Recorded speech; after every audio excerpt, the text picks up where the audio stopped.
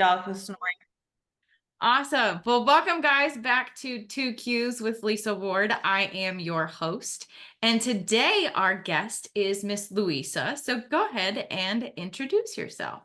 Lisa, thanks for having me. So I'm Luisa del Rosal. I'm the owner of EverLine Fort Worth. We're a pavement maintenance company. I always tell people I literally watch paint dry. So it's boring but necessary. And I'm also a contributing columnist for the Dallas Morning News and consultant and policy aficionado. So I'm excited to be here and sharing some of my life experiences with you and your Awesome. viewers. Yes. So I ask everyone the same two questions. And your first one is, what do you want that you don't already have? Well, from the perspective of our business, cash capital, I think one of the things that I've learned so much as being the one person that does everything in the business. So I'm all the hats. That's small business ownership for you. Is the cash and capital to continue to deliver the great service that we do. And it's interesting because living in this great country and in Texas, there's a lot of access to cash and to capital, but what is not what I call dumb money? I want a partnership. I want smart money. I want a partner and a somebody who helps us with a capital injection that helps us do things that I think we can do and grow. So it's really interesting to talk about, like, oh, what do you actually need? It really is resources. It really is cash, and how simple, but you don't think about it when you're starting down this journey. And you do bootstrap a lot, and it's funny the things you're willing to do. I have line painted. I have pushed the machines. I've been there. I found it actually super therapeutic. But then what do you need to make sure you can scale your business? And that for us has been resources, the cash and the capital for growth. And so I always tell other entrepreneurs, don't underestimate the need for that. I think that's why places like Shark Tank and others exist, because you need the smart money. And that's kind of what I'm thinking, like, oh, I could really use some right now. I love that term. I don't think I've ever had anybody explain it as a smart money versus dumb money. Like you can Yes. go to the bank, Frankly. do all the paperwork, get it, but then what? Exactly. How do you make sure that resource and that capital is invested in the best way for your business? And if you're like me, a first-time business owner, like my background, academia, and then I was a chief of staff for a member of Congress. Like I have a policy person, and so I was telling you before we started, my husband always is like, oh, we do that. We have to do here. You can't scale yourself. You don't know. And smart money, investors, partners can help you see what you cannot see because you're so embedded on the day-to-day of the business, right?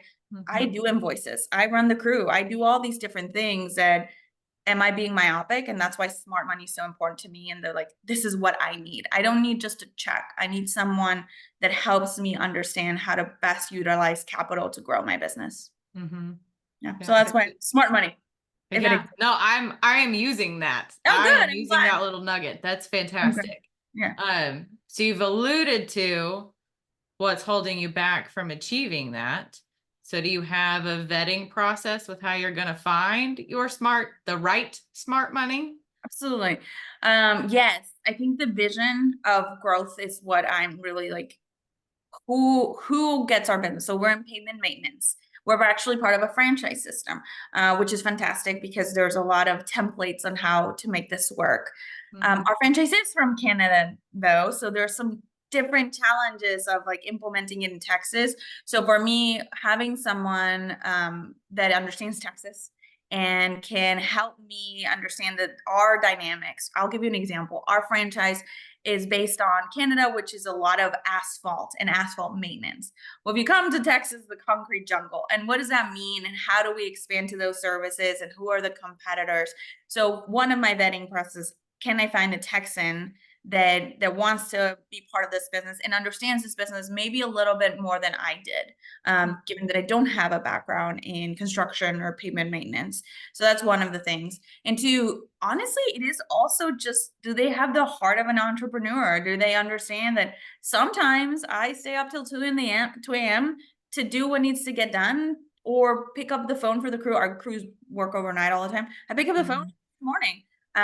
Is there someone that understands that drive and that need to just whatever needs to get done, and wants to be a partner with me on that? If you're scared of taking a call at the middle of the night, or is that something you're like, I don't want to do, then they're not the right partner for me. Right. So I think that's part of what we're looking at, a real partnership in the money, to say, okay, I want to be in this journey, and I also can cover your blind side.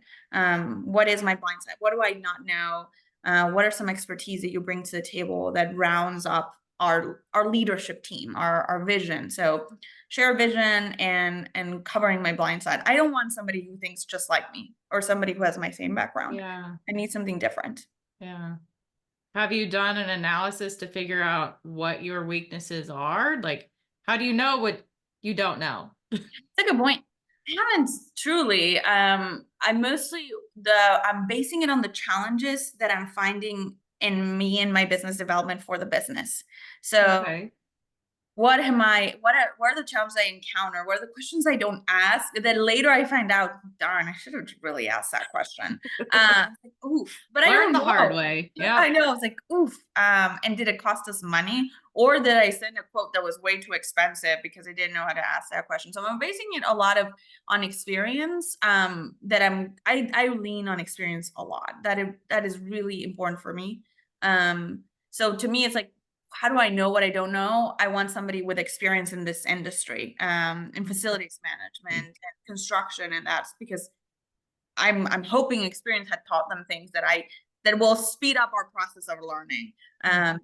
But yes, I know we haven't done a weakness. We should do a SWOT analysis. You're right. Yeah. I haven't thought about it, but a good insight, Lisa. We should do that. You're welcome. I'll add it to the list of like the things I need to. That's the other thing. Like, wow, I was on Twitter and seeing this entrepreneur that I love, an investor that I love, and that she said the CEO's number one job is to remove thyself from as many of the things to do, and eliminate. And I was like, oh my gosh, that is a dream, because right now it's all Luisa. If you put a list of like the roles road, it's like Luisa.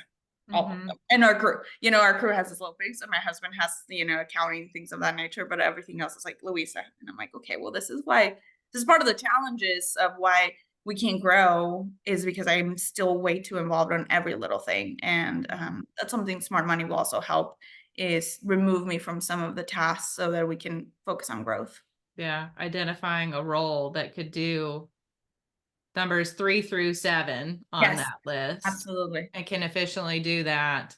Focus on one and keep that on your list, but then everything else can we outsource to somebody?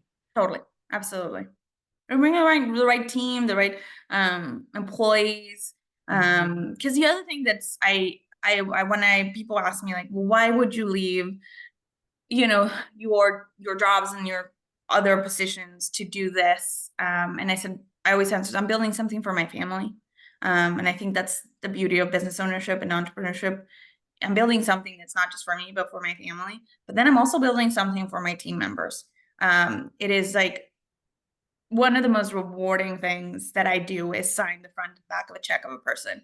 I cannot tell you. I mean, you can see I'm getting emotional. Yeah. But it's incredible. I never, because when you work for somebody, for an entity, of course you might be the boss, and I've been executive director, chief of staff, but that was not something I created. This is the first time where I'm like, wow, something I've done enables somebody else to live their version of their American dream. And it's the biggest gift I could ever have received from business ownership. And I had no idea how rewarding it would be. So I love that. I really love that. And I hope people understand that in all the hardship that comes, which is really hard, it's not for the weary. Some days I'm like, let's just sell this thing. That is something that I'm like, okay, but I get to do that. I'm one of the creators. And that's really cool.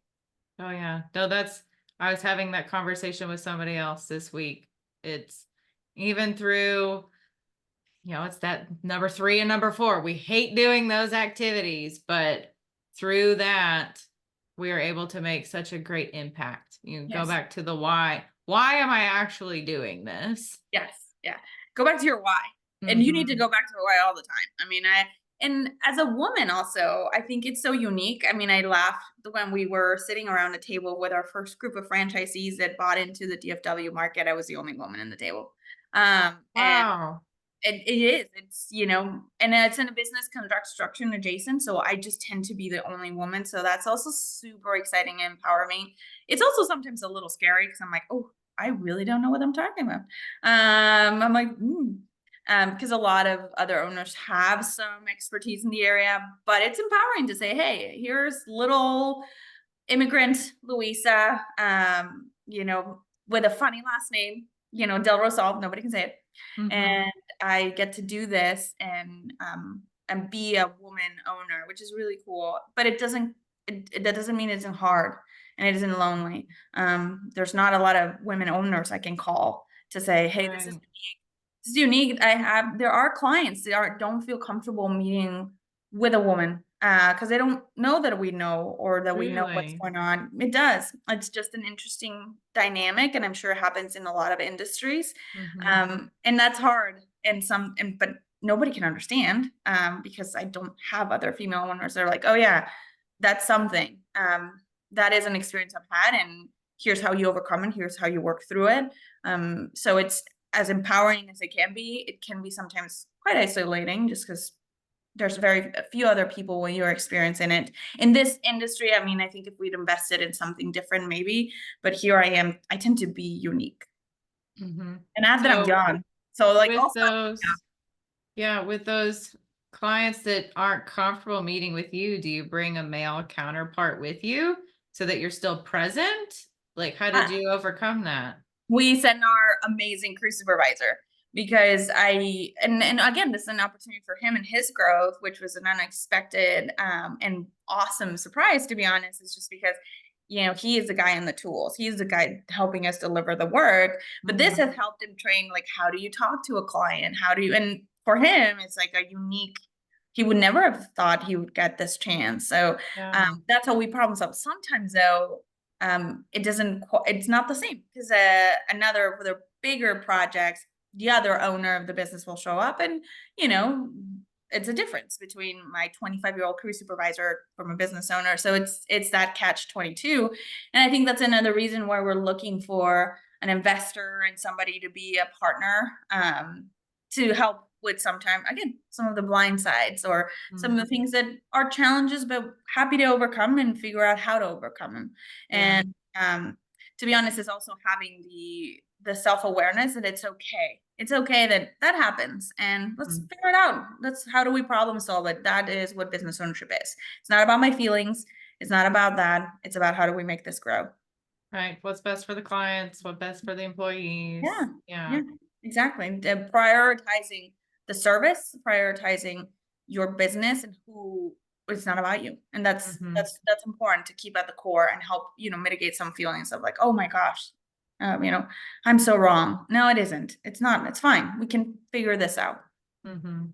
Yeah, we've seen that in my industry. Some people like to meet with a man and some people like to meet with a woman, Mhm. it's just different perspective, what you're comfortable with. Mhm. And we both bring different things to the table from So, a female perspective versus male perspective. So interesting. So still haven't answered the question. How did you get to this business? Like so left field for y'all. Like, yeah, yes, we want to do construction. Like, yes. what? I know, it's incredible. So okay, we'll tell you how it happened. So my previous role, I was chief of staff for a member of Congress. I was commuting back and forth from DC, and a massive tragedy happened in our district, and that really focused me to want to be home more. I wanted just to be with my Mm-hmm. family. And so when I came back, I was basically on leave from my previous job, and there was an opportunity to go back, but I really wanted to do something different. I wanted a different challenge. And so some friends of ours are small business owners as well, and they did a franchise. And they said, hey, this might be up to your wheelhouse in terms of consider franchising. Consider not reinventing the wheel, and exploring that. So we actually contacted this incredible franchise business consultant we love, and she's a friend of ours now. And it was a process, right? You go through it, you understand kind of what you want, what you don't want, how much money you want to invest, how involved you want to be. And I said, I want something pandemic proof. I want something that's B2B. I really wanted B2B. And I didn't want brick and mortar. And so that helped us. And it was really interesting. I will say the first call we had, she's like, oh, there's franchises for everything. Cause you think franchise, you think McDonald's, you think restaurants, you think all these things. And she said, kind of an off comment. She's like, there's even a franchise for line painting. And I was like, excuse me? Line painting?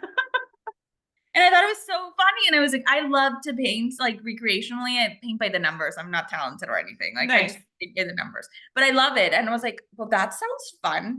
And very uncontroversial. Like I watch paint dry, right? And so, I do wish we'd vetted it a little bit more on what our strengths were. Instead of just me being like, oh, well, that sounds fun. Cause then we've learned how little we know.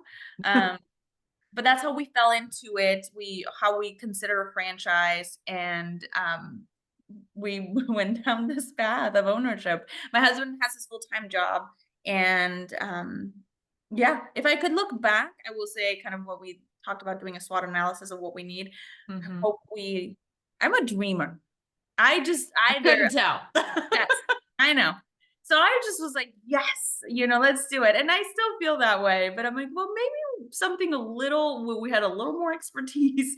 There was an opportunity for a dog training, and we love our dog. So I'm like, oh, maybe we should consider, but brick and mortar really stressed us out. Funny enough, we rent because we have to have a place to store our stuff. So we have a brick and mortar rental regardless.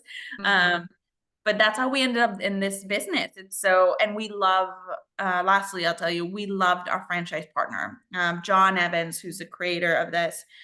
We just loved him. He is such a good man, and it made sense for us to be franchise partners with somebody who just felt as passionate about this business he's building as we did. So that's how we ended up picking this. And it's a ride. It's a journey. We talk to John all the time. It's like, oh my God. But I think to be a business owner, you have to have some level of dreamer in you, thinking beyond just the here and the now. Because if you don't have forward thinking thoughts, you might be stuck, and there might not ever be growth. I am. And you cannot be a person who's risk averse, because there's days our bank account has $700. It's just like betting it all on you. And so I do tell people, this is not easy. It will cause you stress and sleepless nights. It is worth it to build something. But be self-aware about, do you have the capacity to really roll the dice? Because that's what it is. Because this, Lisa, you've interviewed people, you in your business and wealth management, a lot of businesses fail. They really do. And so are you also prepared financially to take a hit if it were to fail? So it is something to think thoroughly. You have to be a little bit of a risk taker, which I am. Several younger households, they see, on social media, oh, well, you can have passive income. I'm like, there is always work. Always. They make it look easy, but there is always work involved. Totally. So there's no such thing as passive income. I don't believe it. Maybe if you have a trust fund and it's generating, but I'm like, that's dividends from stock. Okay, maybe, but real estate passive income, there is still work involved. There's still a team, property management company. There's still work.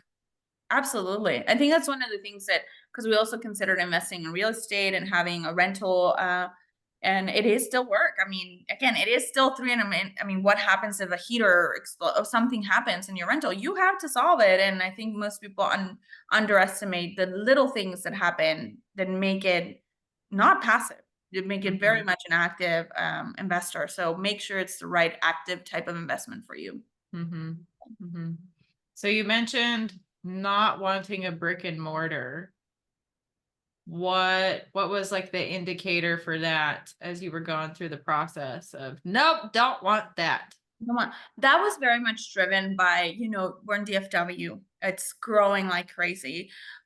honestly, the rental cost. We were very concerned about, in order to get a good lease, typically you have to commit for a longer period of renting time. And then we're like, what if we pick the wrong location to open a business and you're stuck with that location for 3 years, or for 2 years as your lease terms? Because if not, breaking a lease is pretty expensive. It happens and you can do it. So our thought process was very much that. We should have thought through, though, that some other friends of ours who have a franchise where they do have a brick and mortar, how much their franchisor supported them in making and picking the right location. And that's kind of what, back to your question, like, how do you know what you don't know? It's really hard to not, I mean, and we were lucky, we had a phenomenal franchise business consultant, and she did help us. However, there's things you don't know what you know. I mean, we could have asked those questions of our franchise, or so to anybody who's considering a franchise, push a lot, ask all the, there is no such thing as a dumb question at all. I mean, just ask ad nauseum, because I wish we'd explore a little bit more. I did know I wanted B2B because I wanted to make sure part of the pandemic friendliness of it, and part of a sustaining, commercial clients tend to have budgets that they have to either spend or not spend, which is more sustainable from our financial kind of perspective than sometimes customers. Just the B2C model, where a pandemic or something immediately impacts their spending habits. So we wanted to make sure it was something where you had to do it, kind of like maintenance. You have to maintain your parking lots. You have to. It's a safety requirement. It's a federal requirement from your ADA handicap standpoints. It's just even a sellability requirement, right? If you are flipping your commercial property and you're trying to attract a new buyer, it better look its best. So you're going to fill the potholes. So that's where we also were like, okay, what's a type of business? It's kind of like the trash. Also, we also looked at trash pickups, because you always do. Had we had more money, we probably would looked at buying a laundromat. Again, what are things you must do? You must wash your clothes. You know, there's a couple things you do regardless of your economic kind of downturns and upturns. And we really felt that pavement maintenance is one of those. I love that. You're basically answering questions I'm not even asking them.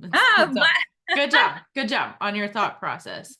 So now that you're here, because you've kind of answered some of this, if you are in that position of, okay, I want to do something different. I want to build a business. Before seeking out a franchise consultant, which is fantastic that those exist. Right. Was there any additional research you feel like you wish you had done now that you know what you know now, prior to starting that conversation, or just say, go for it? I say go for it. Well, I will tell you, different than research on what you do now. Just so this is obviously an investment that impacts your family or yourself or whoever you're sharing your life with. I think it's really important to have very clear expectations with your partnership.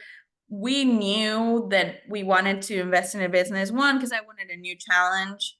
But I had worked for the most bureaucratic institutions in the world. I mean, literally, higher education has existed for a millennium, and the United States government. So I am very used to things that just can't fail. So I am not necessarily the one, but for my husband, it was something that was a dream of his to own a business. And so I have those conversations. So then we should, like, what type of business do you really want? Is this something that we want a passion project? Do we want to, because I chose to be 100% dedicated to the business.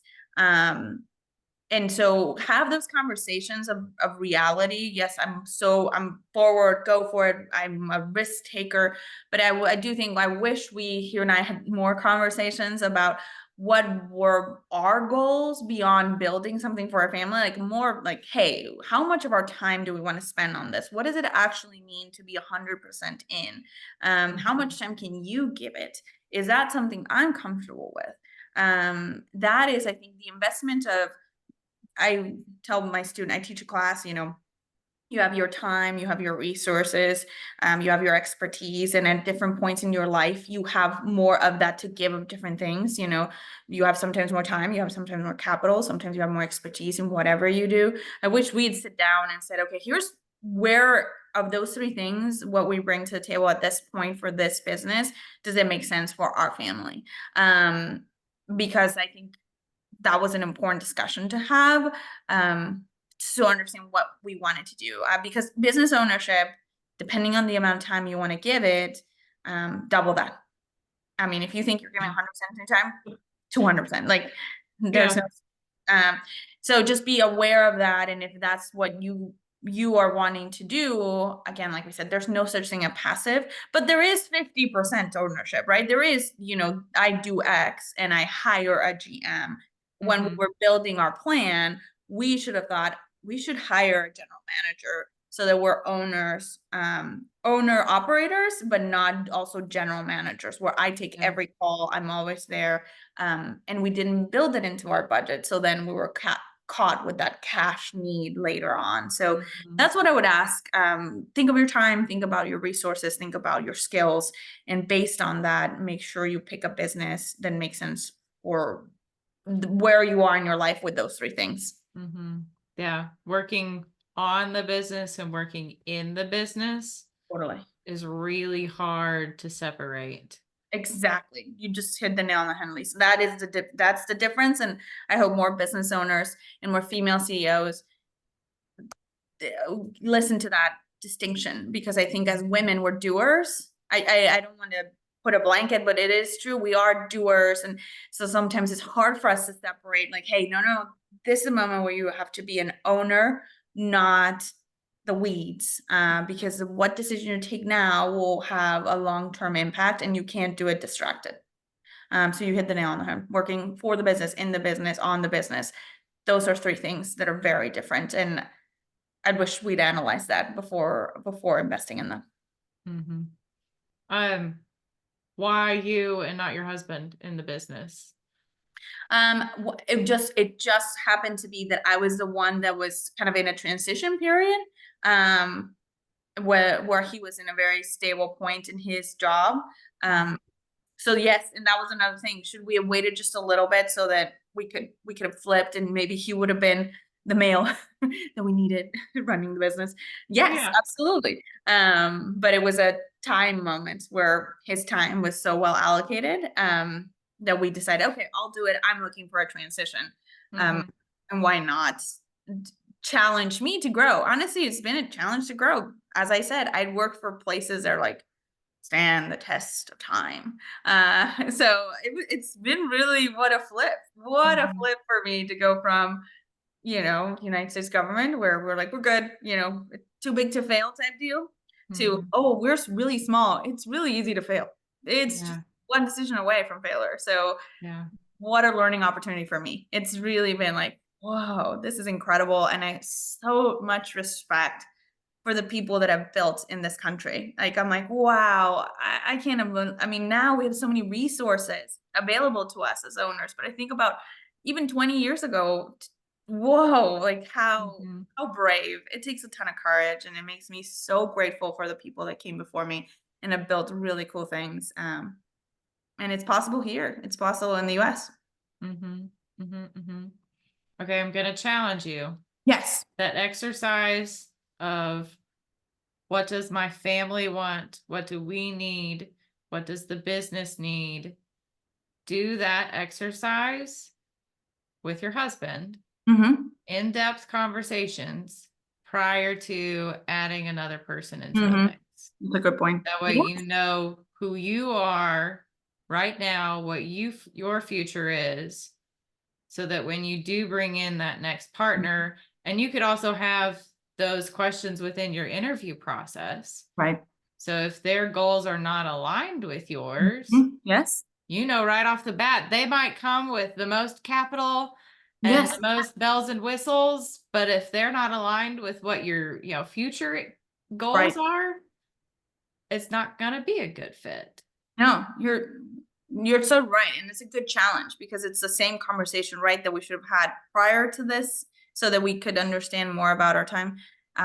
You're so right. We have to do that vetting of ourselves, of what we really want out of this partnership, rather than not only the growth of the business and the business development and the next steps, but that's a great challenge. And you're right. And I think that's why we were talking earlier about how culturally, and as, I mean, I'm Mexican immigrant and everything, I mean, the amazing things that you do in your professional life, and wealth planners and planners, like, wow, it's incredible, like, to have a resource like that. That's why I was like, oh, that's so cool what you do, to know that there's people like you that can be resources for folks to have those discussions with somebody who knows the questions to ask, because you don't know.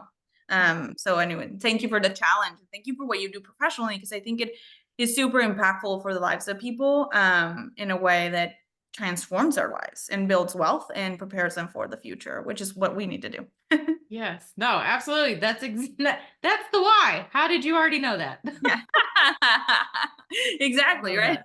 Yes. Okay. I want to ask you so many questions. You did mention you teach. I do. So what and where do you teach? How do you have the time? I know. So yes, I am an energizer bunny.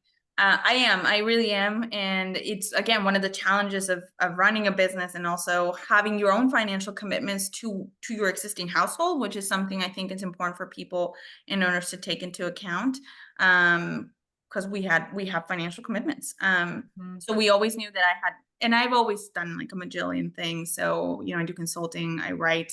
I'm most delinquent about my writing, to be honest. I mean, they don't pay me, so I'm a contributing columnist and doesn't get paid, so I feel better about not delivering as much.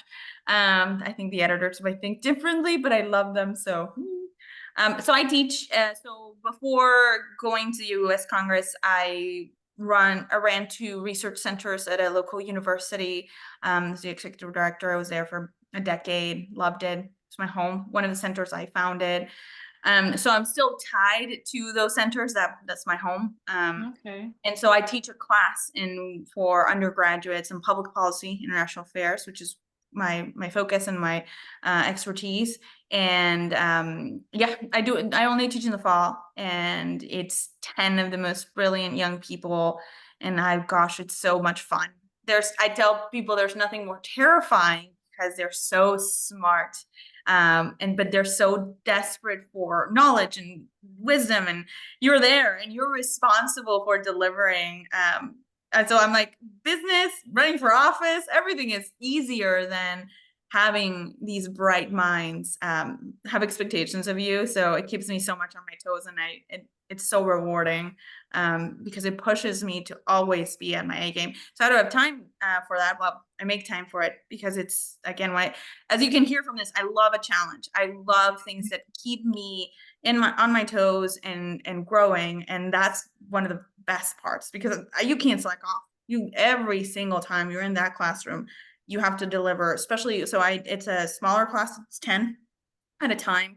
It's boardroom style. So we sit around a boardroom, and it's very interactive. I make it very interactive. So you have to be prepared, because, there's no hiding behind this lecture. No, I'm there. They're asking incisive, thoughtful questions, and they're seniors. So again, they're getting ready. They're roaring for life. So I love it. I ran for office, as I mentioned to you, and people are like, oh, you're so confident when you speak and when you deliver. And I was like, because I teach, because I've been in front of young people, and they cut you zero slack, as they so you have to be like ready for such again, they're so brilliant. And I know people sometimes like, oh, the future. The future's bright. I get to see it every time in the young people that I get the honor of serving, to truly, of teaching. That's awesome. I love them. They're so fun. That's the best public speaking practice ever. Oh my goodness. Oh my God. Absolutely. 100%. I was like, nothing makes me nervous. I was like, do you think I haven't been asked the most challenging questions of my life? Because they're taught, and that's good. They're taught to be that way. And it's really cool when you're young. You have no shame. So they also have no shame in question you ad nauseum. There's still some, like, there's less of the cordiality that sometimes happens once you're out in the workplace. So you got to be ready. That's so And I, funny. Okay. Last little nugget. Any just little tidbit advice that you've received that you think has been most impactful for you, Mhm. that you would want to share with our listeners? Yes, it's never as bad as you think it is. So Mm, and gosh, a couple months into our business ownership, we had some challenges with staffing, and I called Samantha, our franchise business consultant. I was like, "Yeah, the world is ending. Like nothing works." You know, as you can notice, I'm also dramatic, and I have like a lot of personality. So think about me calling completely mhm. like, "Oh my God, the world is not." And she was so she focused me to say, "Do you think in a year this truly wouldn't destroy your business?" And I was like, "Oh, no, not really. Do you have the tools to solve it?" Yes. And so she's like, "So then refocus and go." And I think that that was Wow. one of the things that I was like, it's never as dire as you think it is. Obviously somebody dying or something like that, of course, but in Mhm. business ownership, there's so many hills you climb, that after you get on it, you're like, "Oh," and there's always something you learn from it, something that helps you be a better business owner. So it's never as dire as you think it is. It just isn't. Because yes, you can sell. I mean, you think about it, you have an asset. That is the beauty of business ownership. You have an asset. Now, it might be worth less of what you think, but you still have Yeah. an asset. You still have something you have built, that's something that is a worth. And so always refocusing. So that was the best advice, because I can be like really like intense. So I'm like, okay, the world is not ending. I mean, Yeah. you know, we can deliver. Or if there was a mistake, I used to be very hard on myself, on mistakes when we really didn't deliver to like the highest of qualities. And then I started to give myself a break. My husband was like, it is a stall line. You know that, right? There might be some wiggles. And I was like, okay. I was like, you're right. It's just a stall line. It is just a stall line. Because it is literally just a stall line. And most people, like I will tell you, if you go into an office, I ask those people all the time, do you remember what color the stall lines are? And most people are like, maybe white, maybe yellow. And I was like, yeah, that's the reframing I needed. Thank you. That's yeah, that's true. Nobody I care. I'm like, is it actually truly white? Like, is it a Mhm. traffic marking white? Did we mix it properly? And so that's the stuff like it's not as bad as it thinks. So that's what I will leave people with. You got this. You can solve everything. You have what you need, which is yourself. Mhm. No, it's good to set the ego aside, humble ourselves. It'll be okay. Yeah. You can work through this. Mhm. Yeah. Yeah. Mhm. So listen. I hope this That's was helpful. awesome. Oh, absolutely. Thank you so much for taking the time to chat with me today, and hope you all tune in to our next episode and have a wonderful day. Thank you, Lisa. Thank you for what you do. This is really cool. And the work you do to help people plan their life, because that's all it's about.